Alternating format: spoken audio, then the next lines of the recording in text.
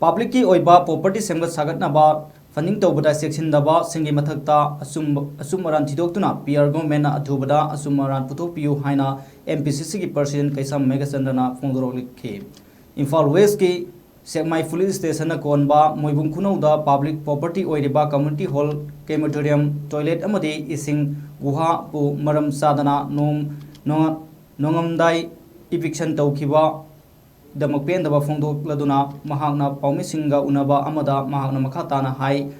moibung khunau hairiba khul asida hundung river amadi salang river seli adubu turel mapang singda lairamba public property oiriba sing adu thugaibagi mahutta singthok jingsin tawdun thamba yariba mafam ngaktani hairiba public property oiriba sing asina atamnana turel isingi iselda sokpa leite ing lisingani taratarukta lenga ki oiba development fund sinaduna DC ki ayaba yauna sakiba community hall nei loina pradhan gi fund ana amuk extension tawkhiba community hall nei nakan amaromda thugai khraba ising guhabu soklamdre haina amuk police laktuna semjinba asimi hat khraba matung lale haibaga manai eviction tawbada mari leinaba department na kupna yengsinba watpagi mami chauna tari DC ki ayaba yauna sakiba sing thugai riba asina lenga ki fan manghal le karigi damak lenga ki fan manghal libano haibagi matangda paliba PR lengang na kupni sinduna aranba sing puthokuna action lawgadabani amadi khul adugi public property sing hanagum sagadabani haibu wafam su mahagna makhatana thamke masigi leiriba problem si government of Manipur na district administration na Imphal West ki mafam asida hundung river haiba amaga salan river haiba amaga ani leirami 1960 gi record ta haibaduni haiba sidi purchani mupai haiba jaga se aduna hujiksi chani mupai jigi nakanda mobung khulaugi community hall guha ising thangnana ba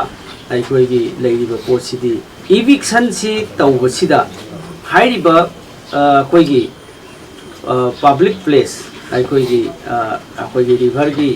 nakan haibitare masida sari basisu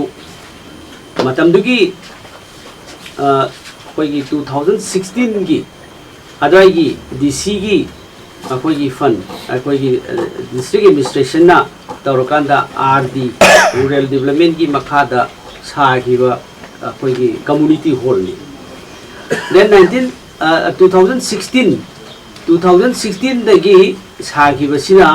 adugi matung amuk sahi kharagi mamang dasu community hall je extension tawraga present MLA sigi fandasu amuk masida sagi haiba akogi port se akogi khunja sing de report tawani haibu afam di matam dugi DC ra hojik laiba district administration aran bam di yaure